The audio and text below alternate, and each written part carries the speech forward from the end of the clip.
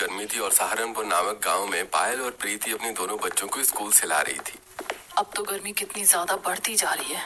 वही तो, ऐसी चिलचिलाती हुई गर्मी में तो परेशान हो जाते। इतनी कड़ी धूप में इतने ज्यादा पसीने आ रहे हैं और बहुत ज्यादा प्यास भी लग रही है। बच्चों को लेकर दोनों घर वापस आ जाते हैं। घर आने के बाद प्रीति जब मटके का पानी पीती है तो वो ज्यादा ठंडा नहीं था। अम्मी, पानी तो गर्म हो गया है।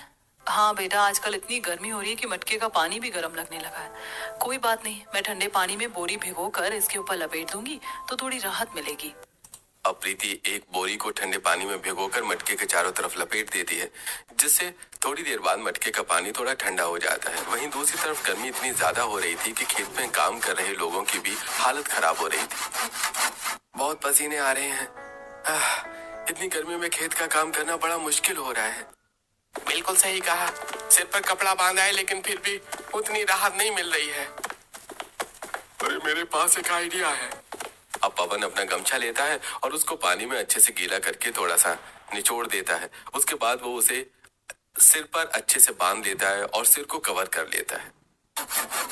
देखो तो, पहले सिर्फ कपड़ा बांधने से हल्की फुल्की राहत मिल रही थी, लेकिन अब इतनी गर्मी नहीं लग रही है और सिर में भी थोड़ी सी ठंडक महसूस हो रही है। पवन को देखकर रोहन और रजत भी ऐसा ही करते हैं, जिसके बाद उन्हें थोड़ा सा ठीक लगता है। अब थोड़ा ठीक लग रहा है, वरना गर्मी के मारे तो सिर बिल्कुल तप रहा था। चलो थोड़ा पानी पीकर फिर से काम शुरू करते हैं। इतनी गर्मी में तो प्यास भी बार बार लगती है। गर्मी में गांव वालों का बुरा हाल था और शाम को तो घर के अंदर और भी ज्यादा तपन हो रही थी। इसीलिए घर की सारी महिलाएं शाम को टहलने के लिए बाहर आ जाती हैं। एक पेड़ की छांव के नीचे महिलाओं की बैठक हो रही थी, जिसमें सभी महिलाएं अपने हाथ पंखे से हवा कर रही थी। बिना पंखा हिलाए तो काम ही नहीं चलता। एक तो हमारे गांव में बिजली भी नहीं रहती, वही तो अब घर में भी तो उमस और घुटन होने लगी है। ऐसे में तो खुली और ठंडी हवा ही चाहिए होती है। हाँ, वो तो शुक्र है कि हम सबके मिट्टी के घर हैं, तो थोड़ी राहत मिलती है, वरना तो पता नहीं गर्मी का कितना ही कहर हो जाता। अभी भी गर्मी अपना कुछ कम कहर नहीं बरसा रही है। मैं तो घर में पानी छिड़क कर आई हूँ।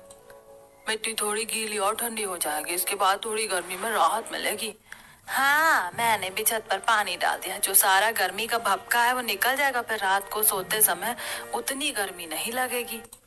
इस तरह महिलाएं भी सिर्फ गर्मी के बारे में बात कर रही थी, लेकिन जिस भी घर के अंदर चूल्हा था, उन्हें तो खाना बनाने में और ज्यादा परेशानी हो रही थी। नेहा अपने घर में चूल्हे पर खाना बना रही थी और उसे बहुत ज्यादा पसीना आ रहा था। हे भगवान, चूल्हे पर खाना बना बना कर बड़ी ही परेशानी हो रही है। एक तो हमारा चूल्हा भी घर के अंदर है, गर्मी के मारे बिल्कुल आग बबूला हो रही हूँ मैं भी। वहीं दूसरी तरफ सीमा के घर में भी यही हाल था। आज तो मैंने चावल बना दिए, मेरे बस की नहीं है चूल्हे पर इतनी देर तक रोटियां बनाना। कल बाहर ईंट का चूल्हा बनाकर कल से बाहर ही खाना बनाऊंगी, वरना अंदर तो मेरी ही भुज्जी बन जाएगी।